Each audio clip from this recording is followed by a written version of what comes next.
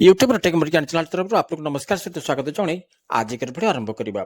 आजिकर video में जाना माननीय मुख्यमंत्री मोहन चरण माझी चलित आर्थिक वर्ष 2025-26 उपस्थापन कर बजेट में वार्षिक भत्ता और सुभद्रा योजन कौन परिवर्तन करवर्तन लोक मान कौन लाभ हो ये विषय में यही भिडियो जाना भिडियो को प्रथम शेष पर्यटन देखते आप जानीपारे।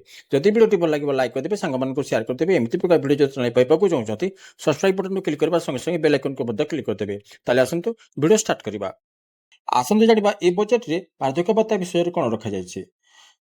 बंधुगण आप जानते मधुबाबू पेंशन योजना माध्यम वार्षिक भत्ता दी जाऊला एवं दी जाऊँगी किंतु अनेक लोक अच्छा जो मैंने आवेदन कर योजना योग्य अटंती किंतु तांको ये योजना माध्यम सामिल करा जाए टंका एपर्यंत दि जाए। माननीय मुख्यमंत्री मोहन चरण माझी कहवा हिसाब से राज्य में 6,73,350 जन अधिक योग्य हिताधिकारी अच्छा जो मैंने योजना सामिल हो टंका पाइबा उचित। ये समस्या समाधान को समस्या समाधान करने माननीय मुख्यमंत्री मोहन चरण माझी एक नुआ तथ्य नुआ योजना पेंशन स्कीम रे जोड़ाक जाऊँगी जहाद्वारा योग्य हिताधिकारी योजना सामिल हो वार्षिक भत्ता पाइपर बोली माननीय मुख्यमंत्री मोहन चरण माझी प्रकाश करनाटी हूँ सेचुरेशन मोड माध्यम योग्य हिताधिकारी मानक योजना सामिल कर वार्षिक भत्ता दिज्व मंत्री कहते।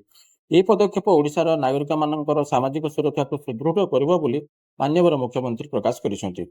आसतु जाना सुभद्रा योजना विषय बजेट कौन उपस्थापन कर बजेट रे सुभद्रा योजना 10,145 कोटी टंका आवंटन करा निष्पत्ति निया सहित 1 कोटी ऊर्ध्व महिला मान उपकृत करने और स्वावलंबी करने को निष्पत्ति निया सहित एक नुआ योजना माध्यम एड करने जाऊँगी सरकार ता हूँ सुभद्रा वेलनेस सेंटर।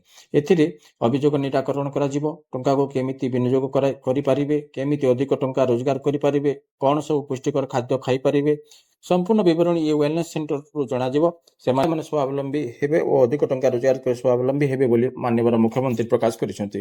ताले बंधुगण आज एतिकी परवर्ती वीडियो पुणी आप देखा। Thank you. जय हिंद।